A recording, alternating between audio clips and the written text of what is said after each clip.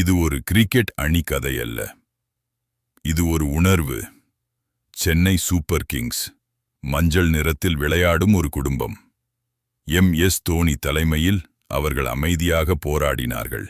ஆனால் வெற்றியை உரக்க சொன்னார்கள். 2010, 2011 CSK தொடர்ந்து கோப்பைகளை வென்றது. அது சாதனை இல்லை, அது ஆட்சி. ஆனால் வாழ்க்கை ஒரு சோதனை வைத்தது. 2 ஆண்டுகள் CSK இல்லை. ரசிகர்கள் காத்திருந்தார்கள் நம்பிக்கையோடு. 2018 அவர்கள் திரும்ப வந்தார்கள். பலர் கிண்டல் செய்தார்கள். ஆனால் மஞ்சள் படை பதில் சொல்ல வந்தது. ஒவ்வொரு போட்டியும் ஒரு போராட்டம், ஒவ்வொரு வெற்றியும் ஒரு குரல்.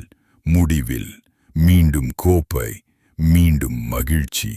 இது ஒரு வெற்றி மட்டுமில்லை, இது நம்பிக்கையின் கதை.